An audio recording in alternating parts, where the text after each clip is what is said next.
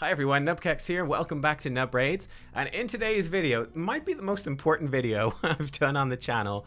I'm going to be guiding you through, as a free-to-play or low spender, getting to Gold 1 and completing your Gold 1 Tag Arena mission to get Ramantu Drake's Blood. This is extremely hard, guys. Okay, we've got some meme teams here on the page. That's okay. We just had the weekly reset. I got up to Gold 1 myself, yeah, we've got a bunch of meme defenses because people want to just drop down points and free farm easy teams for the first half of the week at least, and then they'll take it more seriously. But this is extremely hard. This is probably the hardest thing you will do in the game, right? This is probably the hardest thing you will do by a country mile, by a landslide, getting up to Ramantu. This is really, really intense. You can just get an idea here. Like, here's some examples of the sort of teams you're gonna have to face, right? So this guy, I'd actually say they're probably not the best teams in the world, but I mean, this guy's got two arbiters, right? That's what you're going up against. Okay, these teams are much better. This is a much scarier team. This guy, he's got two Duchesses. Yeah, he's got like Duchess Krisk, Tormund, and Lydia. Now he's got Duchess Warlord, Brogni, and Trunda. Then he has an Arbiter with Lysandra, and Madame Ceres and a Trunda, right? These are the sort of teams. This is the sort of stuff you're going to be facing, you're going to be fighting. And it's scary, right? This is really challenging. I'm going to put up a bracious. This is like Michelangelo level artwork, okay? So this is beautiful. This is really beautiful, okay? If you want to hire me for an artist, you can't afford me. Like, this is just on another level. But it's one of the things that can really annoy me sometimes when I get comments, because people confuse these two things all of the time, right? For the purposes of today, I'm basically splitting it into like two power scales. What makes you powerful in Raid Shadow Legends, like in a general sense? And people often confuse this. So I'll put out a team and say, this is a free-to-play, whatever, brutal Hydra team. And then someone will put a comment to go, it's got Lydia in it. It's not free-to-play if it's got Lydia. My friend, Lydia is completely free. She's a guaranteed champ. It doesn't get any more free-to-play than a guaranteed champ that you 100% get. Now, is it early game or late game? Obviously, Lydia is pretty late game. 100% she's late game. You get her for finishing Faction Wars, but everyone gets her for finishing Faction Wars. If you've never whipped out your credit card even once for the game, you will still get Lydia when you finish Faction Wars, as long as you just play long enough, build up your teams, and you beat it, okay? So this is what we're looking at today. I'm going to give you a guide, which is like free to play to low spend, yeah? But this is late game. Guys, this is 100% late game. I'm actually way past this mission now myself. I actually got up to Gold 1 and then dropped down. I'm hopefully not going to repeat that mistake. I really want to stay up here because it's a pain to get back. Looks like the game is actually frozen. Okay, be right back. Let me reload. Okay, we're back. We're reloaded. The game there's been a ton of bugs in the game the last like week or two. Have you guys found that? I've had a ton of crash. There's nothing worse, by the way, than you crash loading into a 3v3 fight and then you come back and you're like 30 points down. You just lost all 3 battles because your game crashed loading. Like, ah! But so I can't remember exactly where the Gold 1 mission comes. I beat it a while ago. But to put it in perspective, like, to get Ramantu anyway, you need to summon Gomlock Skyhide from Fragments. Like, this is something you need to do. Where do you get Gomlock Skyhide? He's the 3rd legendary from Doom Tower Hard Secret Rooms, which means that you need 9 months worth of full clears of Doom Tower Hard to get Ramantu anyway. So that's the time frame that we're looking at for doing these Gold 1 missions, right? The Gold 1 mission, hardest part of this whole thing. It's the hardest part of this whole thing, right? So yeah, it's going to take time. You need 10 Great Hall bonuses to level 10.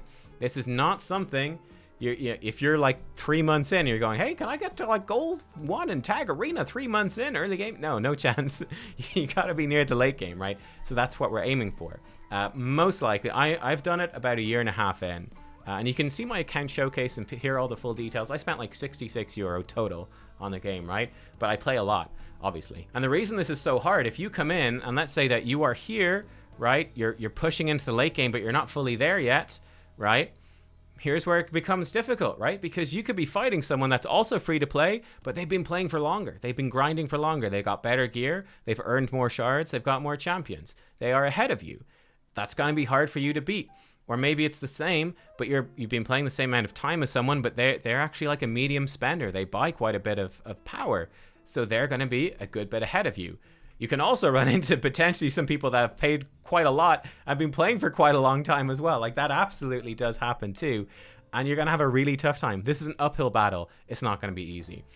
Let me give you, let's do a couple of quick tips here to start us off, and then we'll really dive into the deep end. So quick tip number one, this is really important, is how the points work. And I think a lot of people probably don't understand because you just kind of knock out your tag arena fights for the week and you don't really pay attention. But you can see, we don't have any really good examples here. But you can see, for example, that these guys are worth 10 points. This guy's worth 10 points. This guy's worth 11. Essentially, where the point difference comes from is how close they are to your rating. So if they're rated much lower than you, they might only give 9 points or 8 points per win, or even 7 or less. If they're way ahead of you, you might get 11 or 12 or 13 points per win, potentially as well. You have to be really careful because this is out of like a 20-point total, and it also is proportionate to how much you lose. So in this case with 10, if I win this fight, I get 10 points. If I lose this fight, I lose 10 points. However, with 11, if I win the fight, I win 11 points. But because he is stronger than me, if I lose, I only lose 9, right? If it was 12 points, I could win 12 points, but only lose 8 if I lose. And then the opposite is also true. If you fight someone that's only worth 8 points per win, and you lose one of those fights, you lose 12 points. And this makes a big difference. This makes a really big difference. So for example, if I come in and this guy's worth 12 points, if I come in and I think I can maybe win, I can take risks because he's worth 12 points. You can take risks. Go, I think I can maybe win 3 of these fights, but I'm not sure. I'll give it a go. And then, oh, he actually had way better gear than I expected, or something went wrong, blah, blah, blah. I win 1 fight, but I lose 2. I win 12 points for winning, and then I lose 8 points times 2. So I lose 16 total. So I won 12, lose 16. I'm down 4 points. That's not bad, right? Down 4 points. That is not bad if this said 12. Compare it to some dude that's worth 10. I win 1, lose 2. I'm up 10 points, but I'm down 20. So I'm minus 10. So in fact, going 1 for 2 against some guy that's worth 10 points puts me minus 10.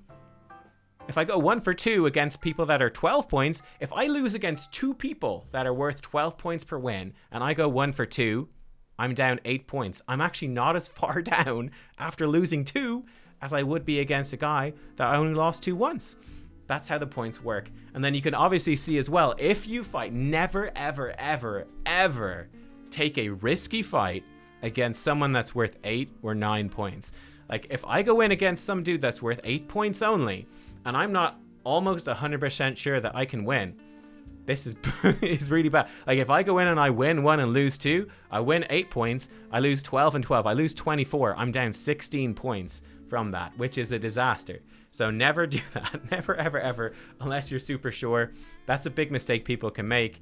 And just by picking your battles intelligently, you can start getting further ahead, yeah? That brings me on to, I guess, another point which ties into this very much, which is time investment and how much you need to play.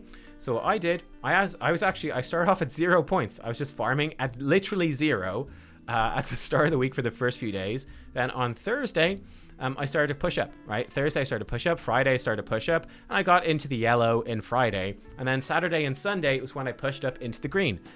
So on Saturday, I used basically all of those days, Thursday, Friday, Saturday, Sunday, I used all my refills. So my 10 battles per day, plus the 20 free refill from the advanced quest as well. On Saturday, I did buy an extra 10 just to push me up a bit higher. Or maybe, no, on Sunday, actually, I bought an extra 10 just to push a bit higher, the last day. I didn't even use them all. I think I used like 5 of those attacks, and that was it. So yeah, you're going to have to do this a lot.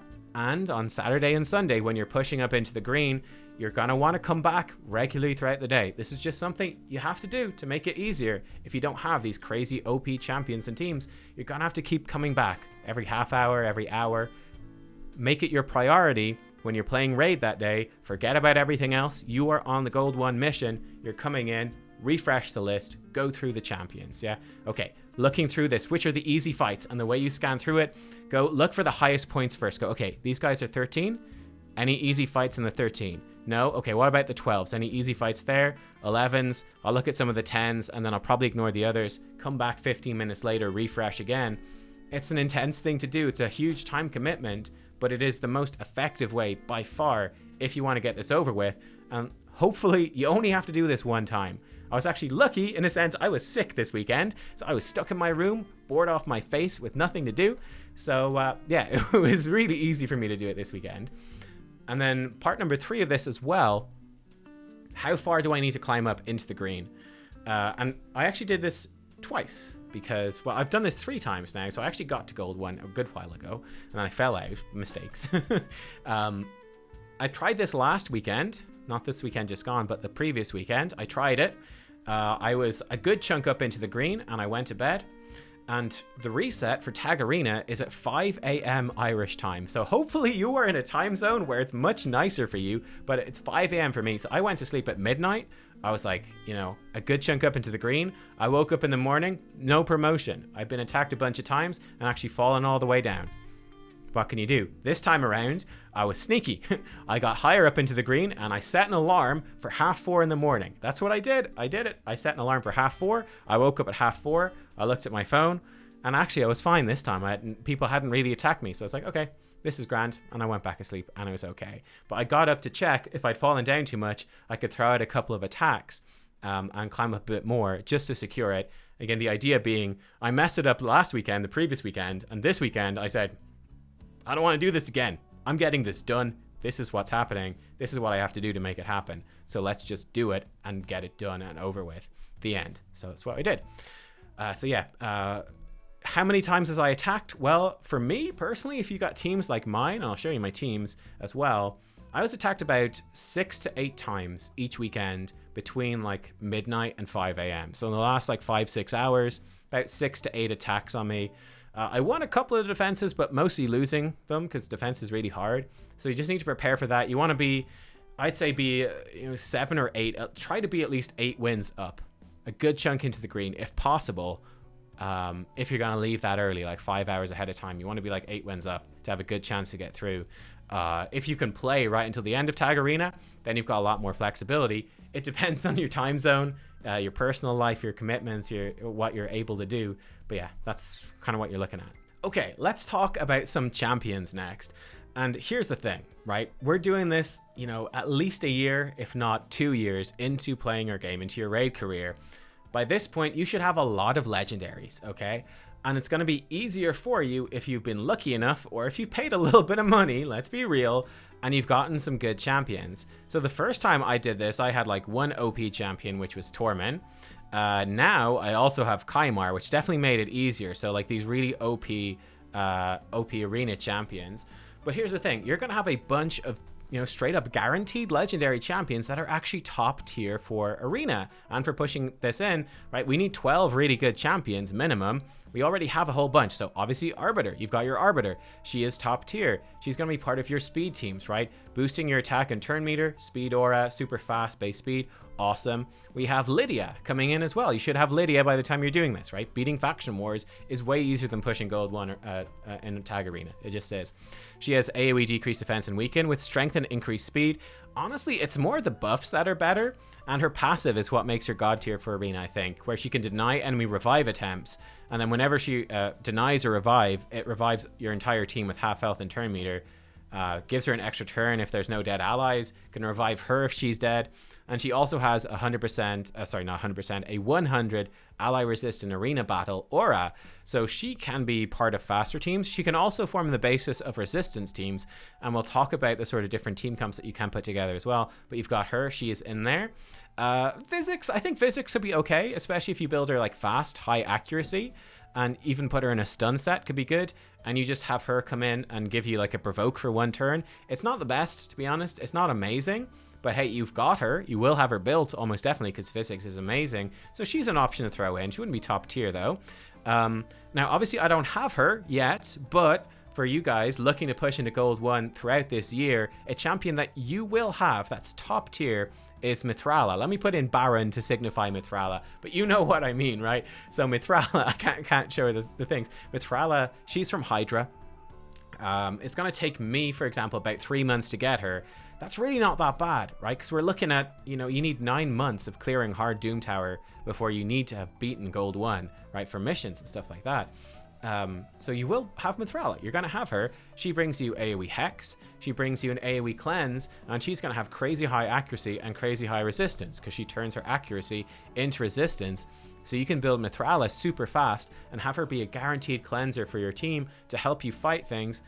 Somewhat okay against Torment, not amazing because he can refreeze. She doesn't put block buffs, but she could really help you with probably the most painful thing for me to fight with my current roster, which is Hegemon, one of the most common top-end Void Legos, right? Who takes the first turn in the fight and can put block active skills on your team. She can cleanse that off your team because she resists it and stuff like that. Can also enable Hex teammates as well. So she can come in and be really good. Speaking of Hex, you'll have Thea.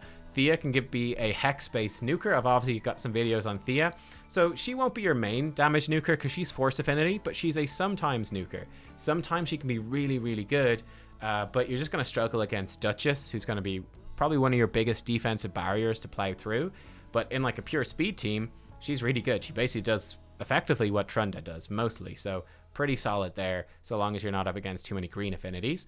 Let me see. Razin, actually, Razin's not bad as an arena champion either. He comes in, he actually has a really good resistance aura as well if you're going to build a team like that. Then he has a hard-hitting, defense-based AoE attack, decreases turn meter, decreased defense weaken on his A1, his A2, sorry, his A1 also hits hard, can remove random buffs. So Razin is an okay option. Don't really see him that much. There's better champions, but he is something that you could potentially use. What else do we have? Syl, likewise, I'd say she's an okay option. You might have better options though. But defense and health, she has a revive, she has AoE stun, and she also does some healing, increased speed. So Syl could be an okay option for some teams. Not top tier, but decent. Let's see, other guaranteed. We have a few more that are really good. So Rian the Conjurer, actually really good. I use Rian in some of my teams. Rian gives you a guaranteed buff strip, which is something you definitely want to handle teams that have that. He actually has an accuracy aura to go alongside this. Also brings a revive, block buffs on his A1. So Rian brings in a ton of different utility. Very useful. You'll see when we talk about team compositions here. Archmage and Akoth are okay, but not amazing. You could use Haikatoon. She's really falling off by here. You'd really hope for something better. Like, is Haikatoon going to be good as your speed lead? No. Honestly, I'm going to say this right now. I think for pushing into Gold 1, you either have a 30% speed aura or you don't build a speed team.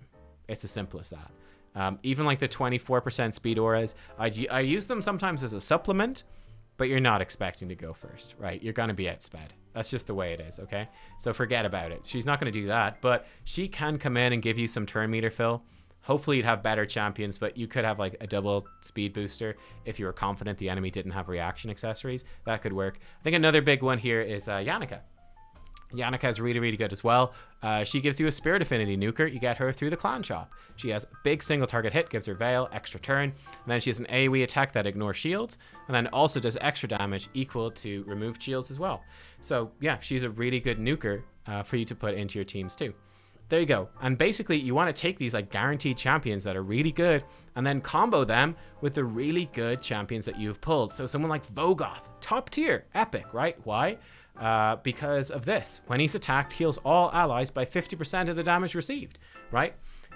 All he needs, just put him with max HP percentage, boots, gloves, chest plate, ring, necklace, banner, everything. Just put him in your team, a big HP battery, so when they try to nuke you, he's just taking these hits and he's just pumping out healing for your team, helping you stay alive through nukers, right? He's a very good example of an epic that's awesome, and all the rest. We'll talk about others, but you're looking for these really good epics. I'll probably do an entire video which is going to be dedicated to team comps and some ideas for champions. We might even do several videos. Let me know if you're interested.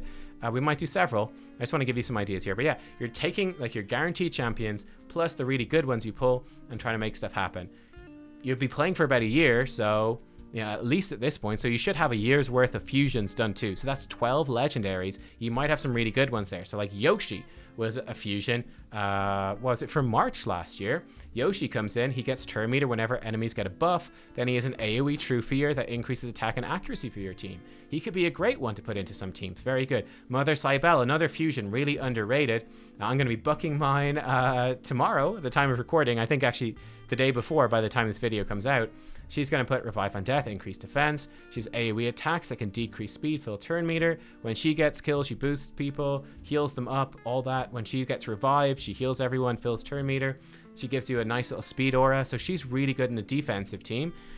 So for example, we could build a team with something like Lydia, Mother Cybele. If you had like something like a Duchess, put a Duchess in there, and it's already like a totally disgusting team. You know, Duchess Candrafon, and like that's disgusting. They're obviously 2 top tier legendaries, but you get the gist. You'll probably fight teams that are a bit like this, yeah? But you're looking through and going, okay, what about the fusions from last year? What stuff's really good? So Brogni was amazing, right? From last year's fusions. Who else is amazing? Herndig is amazing, damage dealer. The dude that is the fusion right now, at time of recording, this guy could be a fantastic addition to your team. These fusions, guaranteed legendaries, AoE attack with block active skills, and he ignores passives, right? He kind of have his damage decreased by enemy passives, so he can hit through Rotos, though he's bad affinity, he can one-shot Rotos, he can hit through Duchess, passive damage reduction, hit through Candrafon, passive damage reduction. He can do a whole ton of stuff for you in pushing for gold 1, right? So yeah, do not underestimate these fusions. They can be crucial parts of your teams. All right, let me show you a couple of example battles, and let's talk a bit more about that team composition. So here are some sample teams. These are the things we're fighting, and what you really, look at this, by the way, remember what I mentioned before, points per victory, 13, fantastic. If I win one of these, just one, and lose 2, I'm only down 1 point.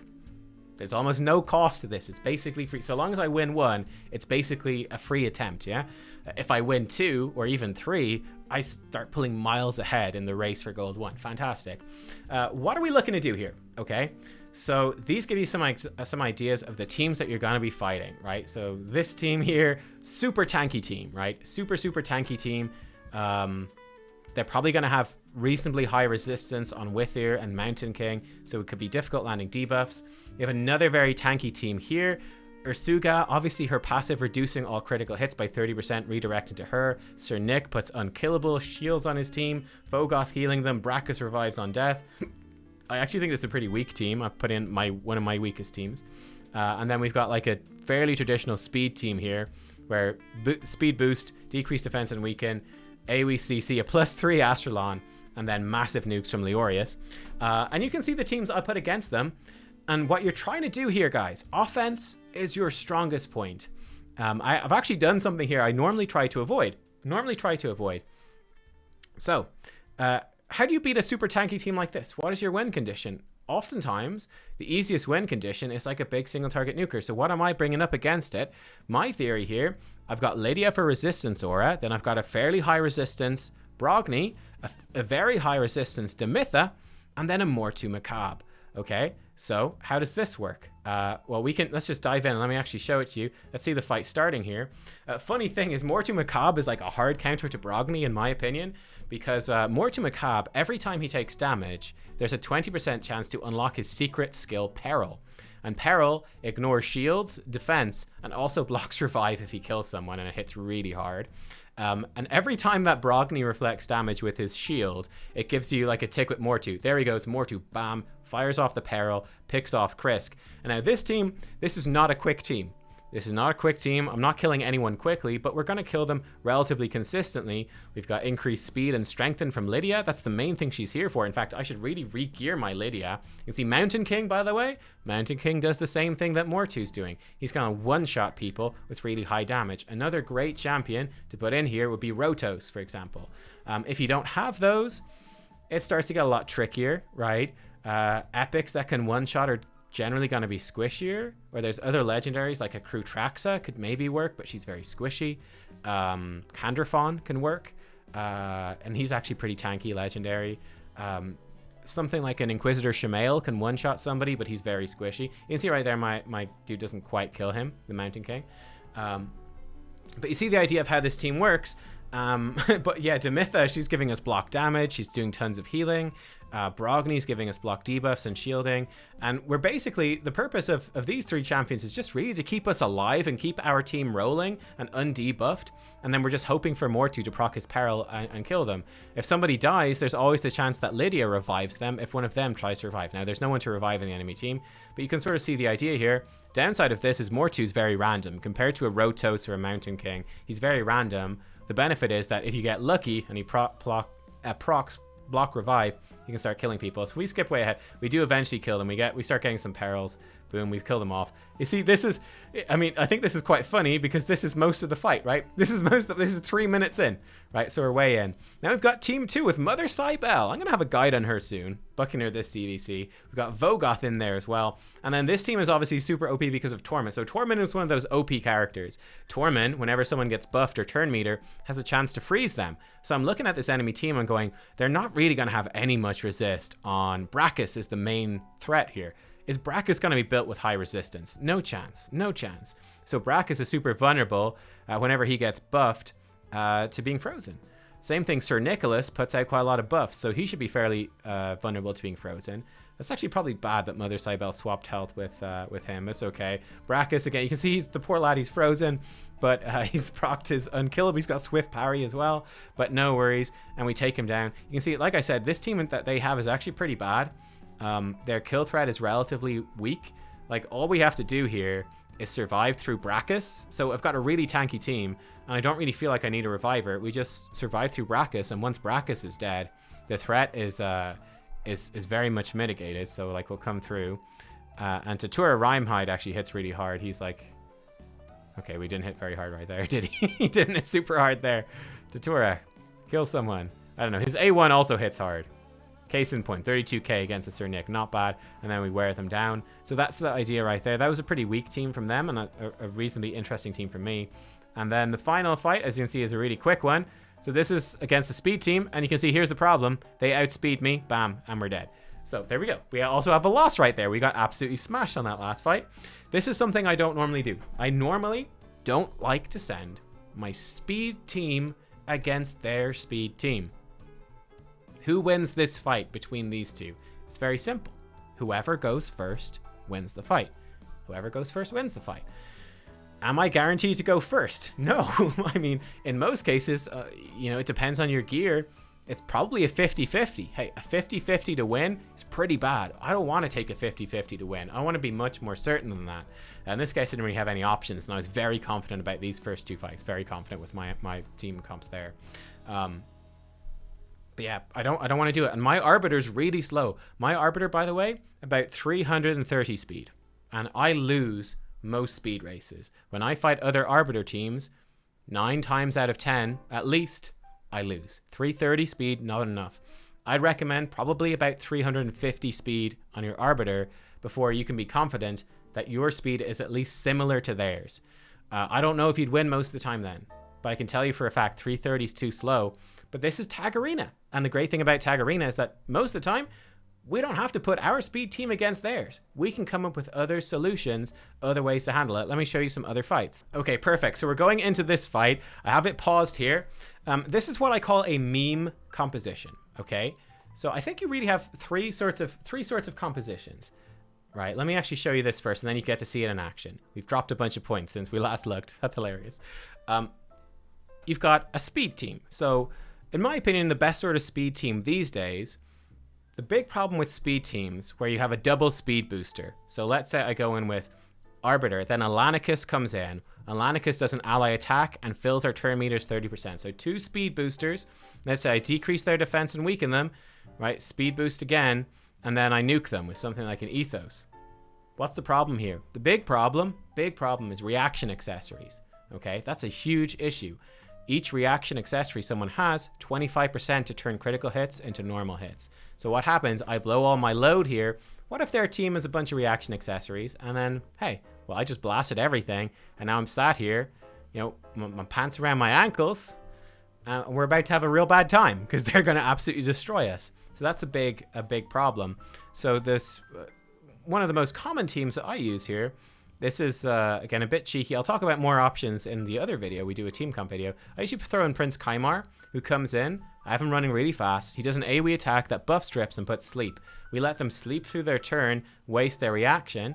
Then, actually, the most common thing, believe it or not, I was running quite a lot here, was Man-Eater. I throw in a Man-Eater who just give us unkillable and block debuffs. Because why the heck not? And then I'd have my Foley into Nuke, and my Foley's really slow. I'll talk about this more in the other video. Well, he's actually faster than I want him to be, 198. But he's supposed to be really slow, so basically, they all miss their turn because they're sleeping, then Foley nukes them after they've woken up, and their reaction accessories have expired. So that's a sneaky thing. Buff removal also gives us a chance to deal with Stone Skin, but it's not 100%. But we're pretty safe. If we go first, if this team goes first, and again, I will put this team against slower teams, someone with a lower speed aura, so I know I'm faster, right? That's how I generally judge it. Do I have a better speed aura than them? I'm going to go first then, if I do. Against slower teams, and because we're going first, and we've got such a good alpha strike, as it were, and ways around reaction with the sleeping and going slow with our nuker, we can play around it. So that's a speed team. Weakness of a speed team is obviously if you don't manage to kill them, if they have Stone Skin or they're just too tanky because they've got like a Duchess and a Ursica, whatever, Necret, anything like that, Candrafon, bad affinity for Candrafon. If they survive, we can be screwed. Yeah, that's the weakness there. Or if they're faster than us, we lose. The other sort of team you can put in is, let me show you the team I had right here, which was, you can have, let's put in the two. So first of all, you've got like a defensive team, which is something like I had there. So like with Tormund, I think this is a pretty nice defensive team. Good example of a defensive team here. So by a defensive team, I mean, we don't really have much resistance, but we're there to sort of, with our abilities and with just our tankiness, to weather the enemy's blows. Again, this also gets better, much better with the reaction, because we're not expecting most of the time to go first. So this is one of the defensive teams I use, right? So Mother Cybele, if she gets killed, she starts proccing this nice stuff. She also puts increased defense, revive on death on us. I have her in a Guardian set to protect us. Tormund is really the thing that makes this team actually viable, where he can freeze the enemy whenever they get a buff or have their turn meter filled, and I have him spec'd out to freeze as much as possible. Vogoth is in here so that when we take hits, he just heals us. And then Tutora is in to be the big damage nuke. He hits hard. I don't have him built actually to hit super hard, but he does the job. And he can also give us block debuffs and increased defense. So this is like a defensive team, right? And he can freeze whenever he's hit. So it's like they're smacking us. They try to buff themselves and smack us. We're punishing them for buffing. We're punishing them for smacking us with these two guys. We can revive on death. We got someplace. It's fairly weak team, mind you, I think. It's not super good. If they have any sort of buff cleanser, they don't have to worry about Tormund, and then they could probably just, buff strip us and kill us, right? So, for example, if I was to put this team, maybe more speed tuned, it could potentially work. So if I took out him and I put in Mithrala, yeah, Arbiter speed fills our turn meter, gives us increased attack, we get frozen, Mithrala cleanses us, then Kymar strips their buffs, or I put in something like, because I don't need Kymar to sleep them, let's say, I could put in like Madame Ceres or a Rian the Conjurer, strip their buffs, decrease defense or weaken, and then nuke them, and then once a couple of them are dead, it's really no threat. So this team is obviously very weak to anyone that can handle that sort of thing. But on offense, you choose what to target, so it's all good. That's a defensive type team. The other sort of team is a resistance team. So a resistance team is most commonly, I say the classic hero for a resistance team. I think Lydia's a pretty big one. Ally resist 100 and everything. I think the two classics are Duchess, who I don't have, obviously, and Sifi, who I also don't have. These are the two classics. Revivers that don't need accuracy, so they're just built super tanky, tons of resistance, and decent speed. Sifi's usually built very quick. Duchess is usually moderately slow. And Duchess obviously brings an aura, or a passive that reduces damage taken. So they basically go, it's really hard to actually kill us, we're super tanky, and you can't debuff us either, right? You try to buff strip us, or you try to decrease defense, we're just gonna resist it. That's a resistance sort of team. So I could put in something like Helior, might work okay there. Again, my Demitha, built with good resistance, would work okay there. And then you might have someone that doesn't have good resistance. Maybe someone like Iron Bragos, stick him in to just give us our passive increased defense. And he'll basically be protected by these guys Imagine this was if she was a duchess, it'd be much better. Like a duchess who could put block debuffs on him, and then he would eventually get a turn and start smashing us, and they'd just be resisting through what we can do. Weaknesses of this sort of team is you could just potentially overrun them with damage. That can be hard to do. These teams tend to be pretty decent. Or obviously you go in with an accuracy aura, right? This team's going to be really slow if they're using resistance aura, so I could go in with an accuracy aura speed team, so I can actually land my debuffs on them and take them down. Obviously, access to accuracy auras that are that good and that relevant is going to be hard, though, at this point of the game. So, yeah, I prefer to send, like, a tanky team against this that has, like, again, you just out-tank them, if possible, or you can try strip them. And then the most fun team, which I want to show you, is a meme team.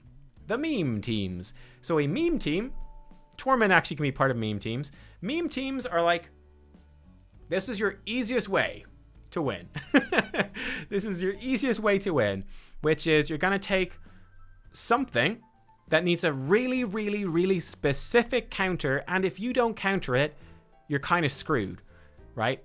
Means it's terrible on defense, really bad, but on offense, extremely good. So one of the most classic, actually a classic one that has reemerged as the sort of current meme team is Cardinal. So Cardinal comes in and you put her in Stone Skin, the new set from Hydra, which basically makes her immune to all debuffs except bombs, and makes her immune to all damage, effectively, for like 2 turns. You put her in with a bunch of nukers, without Stone Skin, you let all the nukers die, she can't die because she is Stone Skin, then she does Redemption, revives everyone, and gives them max turn meter, so then all 3 of your nukers get to go. So you have like, let's say Madame Ceres, and then 2 people just smack, like Astralon and someone else, doesn't even matter who, like Herndig or something, and you just smack them, and you blow them up. This works super well on offense. Really, this can give you a ton of free wins. Because you can go, does this team have bombs? Nope. Does this team have block revive? Nope. Grand. In we go. Stone Skin Cardinal. Free win. Thank you very much. That is a meme team. Now, on defense, doesn't work, right? Because on defense, I just go, oh, it's a Cardinal team in Stone Skin. Put Lydia in and we win, right? She tries to revive, Lydia blocks revive, GG. Or I've got Foley. Loads of people are going to have Foley. He's been around for ages in Gold 1, yeah? Foley blocks revive on his AoE hit. You're screwed. Can't do anything. So that's not going to work. But yeah, Stone Skin, big part of this. And then again, any OP legendaries tie into it. So Torment is the one I use a lot. Torment, really good because he can freeze. So you put him against a team that has no way really to handle freezes. Sometimes they will have immunity or Stone Skin sets and you're screwed. But a lot of the time it works. Another classic one, you're super lucky if you have this guy. Hegemon comes in. Hegemon always goes first in battle. Then he does an AoE block skills, 50% chance to place it. Again, just meme team. There's nothing they can do to counter it. If you attack a team that has no Hegi counter, you probably just win simply because you've got Hegemon. You can also just roll the dice, right? You can roll the dice. So I'm going to show you one guy I use, which is Lord Shazar, who has the best arena aura in the game, by the way. Swift parry, another really common thing. 50% chance to go unkillable when you're hit with a fatal hit, right? So you can cheese it like that.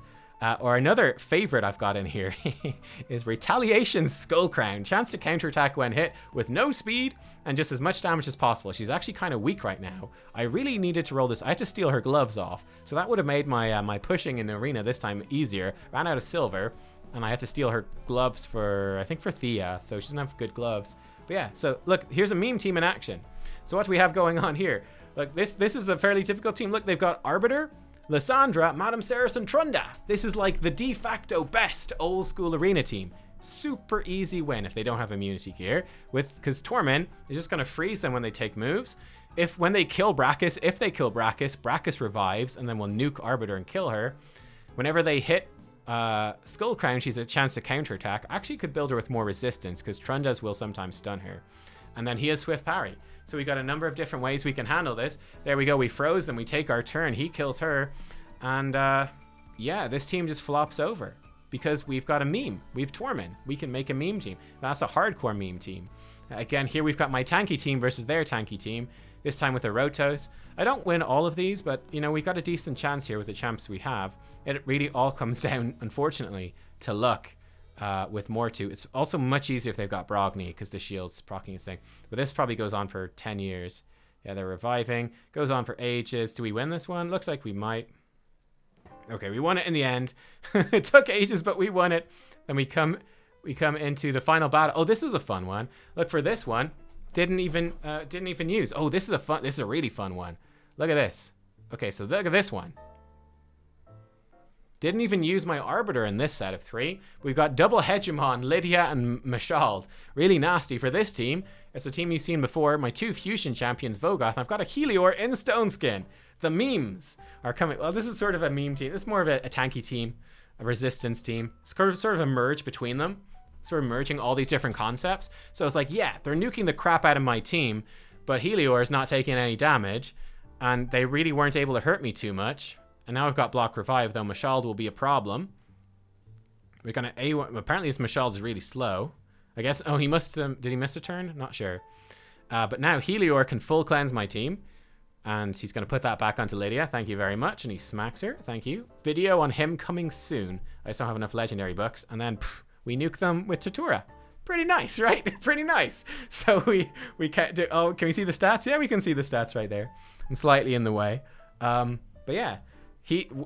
We sort of out-memed his meme team, or we out-tanked his meme team. So meme team, we were able to counter it by some clever team design of our own, using like Vogoth passive, Tatura passive, and stuff like that. And then a Stone Skin cleanser, immunity cleanser would work as well, or a really high resistance cleanser that can just remove those nasty debuffs from our team, and we throw them right back, yeah? You can see how long this fight was. This fight took forever, but we got through it in the end. And then the super quick, our meme team against their speed team, they couldn't do anything. Let me show you another fight too. Okay, so I thought this would be just like a fun fight. These are actually, I thought this is quite funny. This is, in my mind, actually a really bad team over here. And this one is okay. But like if you look at this as sort of a standard thing, and like this is only a 9-point victory, but I was confident. But I thought this was fun because he has Ramantu, right? He already has Ramantu. It's like we can take him on. So again, we look at this team. I'm going, the Ramantu is a bit scary because he can turn off our passive skills. But Arbiter is almost definitely going first here, which gives Torment a chance to strike. So we can use Torment to cheese them. So that's a strategy, and then hopefully we kill them. We have to get through 2 revivers and him turning off our passes, but we might be able to make it work. We'll give it a go. Then this team I think is bad, right? This speed aura is just not good enough. In my opinion, I would just abandon this team, most likely. I think it's not going to work, right? If you can't build a speed aura high enough, you're just going to get outsped and killed very easily. So this time I've brought in a Man-Eater so that, okay, if he has like a swift parry Herndig that's built to smack or something like that, we have an answer here. Or if like, because what I was worried about as well was that because their speed aura is bad, and if they have reaction, I might actually go too quick. And we might nuke them while they have reaction on. And then we're screwed. I'm like, maybe that's how he's, ranked so highly and succeeded despite only having a gore grab, yeah? And then he's got a super tanky team. So for a lot of teams, this is going to be very difficult to deal with. Big healing, block debuffs, and cleanse from Hackor and Smash Lord. Obviously not the best option by any means. Seeker, not a bad defensive option. Krisk is really good and Valkyrie's really good. But we're going to put our anti-tanky team against them. We can just weather the storm and pull through. So let's go in. Yeah, so I hope you see what I mean, right? It's thinking about how do I move the pieces around here and set up my teams to counter. What are the most common teams that you're running up against? And then how do I put in something to counter them? What is the way that we can do it? So we get really lucky and Torment freezes a couple. He locks out our passive skills. I think at this point I was thinking like, okay, what do I do now? What do I do now? So active skills locked out for him. It looks like we got a miracle resist off of what's her face. He gets 2 counterattacks. Skullcrown resisted. So right here, I think I actually just kill the Trunda, which is normally something I wouldn't do, but we had Provoke and the 2 revivers, and I was very scared Trunda would just murder us. We can't revive with them and all that. And then Skullcrown, super slow Skullcrown just kills them. So again, meme team takes down Ramantu, right? The power of a meme team. Here we go. Look at this, perfect. They sleep through this. Bye-bye reaction. Bye-bye enemy team. Nothing they can do. They just sleep through it. And then the super tanky team, I won't make you watch this. I think this goes on for forever. It goes on and on and on, and eventually we pull through and we win. So, it gives you an idea. So yeah, basically what you want to be looking at is, okay, how do I make a team that stands a chance against a speed team? Assume I'm going to lose. How do I survive? And in that case, you're looking for like a Brachus with Revive on Death, Torment, who can freeze buffers, that sort of thing. Swift parry set on someone's really good. Skull Crown and like a retaliation set, even better, an avenging set, and make her really slow, but give her crazy high damage, so that if they don't have any CC, they don't CC her properly, she's just going to potentially counterattack them to death if they're not paying attention. You know, that sort of thing.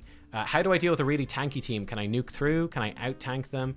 You know, you need a win condition here, right? You need something like a Mortu, something that can actually kill, because, you know, like a super tanky team against super tanky, if they neither have any damage, you're going to lose because you can't win. So you have to back out of the fight and you lose. Might work on defense, but it's not going to work on offense.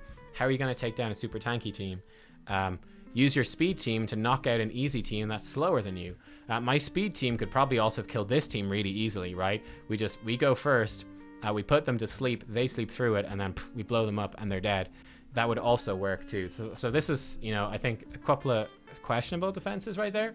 But yeah, you get the gist, guys. You get the gist. There you go. If you want more info, I think I will do, but let me know any questions you have in the comments, and I will try to address them in other videos if I can. I'm trying to give you as many tips as I can here, like we refresh, give you some more ideas. So here's another. So look at this, Ramantu Mission. There's a man that just got into Gold 1. Congratulations, my friend. Welcome, welcome. And this is the sort of team that he has. So right here, again, this is very like my super tanky team, right? Which is he's probably got high resistance on Brogni and on Lydia. And then it's obviously really hard to kill a Candrafon, one of the best defensive, you know, offensive nukers. He puts himself into Veil when you buff, and he takes damage reduction. He smacks really hard. Vogot to keep them alive. And yeah, I mean, so long as they kill someone, if you try to revive them, Lydia blocks revival, and then they maybe just run you over. Here we have like a more traditional speed team. Gonna speed boost. I think Elder Scar can AoE True Fear. Then she decreases defense and he nukes, something like that. This team is interesting. Obviously bad speed aura, so that's a little dodgy. But then he does have Molly that can maybe help him cut in. I guess he applies increased defense and soulless nukes. Maybe a little bit dodgy. And I guess that's all the real teams we have at the moment right here, unfortunately. If I look at the battle log, we look at our defenses here. Here we go. You can see some more of the teams that people are actually running. That's interesting. A Clawed Beast Feeder in with a Leorius. I use Maneater to fight Leorius, by the way. Here we go. This is a scary one. Arbiter with a Hegemon, a buff strip, and a nuker. That's a common one. Lysandra is one of the only lower speed leads I allow, especially with a Sifi. That's very spooky. I really struggle with Sifi teams. My teams are really bad against Sifi. That's one of my big weaknesses. Here we go. Another typical team. Look at these teams. Look at them. And what you can do, just write it out for yourself. You know, go into your defense thing and start arranging your champions and go, okay, how can I, if I want to fight Hunt John here, could I beat these teams? How would I even approach it? Right? And you can see, like, these are not easy teams. Like, this is really tough. You're fighting some really nasty champions, but it's about going through it and going, okay, look at this. This is like a speed booster team. Can I come up with some way to punish that? Right? Can I stop them? Super tanky teams. Is there some way I can nuke through those? Right? What do I do? All that sort of stuff. And yeah, that's it. Memes are your friend for offense. Memes are your friend, and then just put in stuff that looks scary for your defense. But yeah, try to get your champions as well. Try to gather up those reaction accessories. Yeah, reaction accessories, they are your friend. Stone skin sets, they are your friend. Video on stone skin Helior for the laugh coming soon. But yeah, guys, thanks for watching. That was part one of the guide.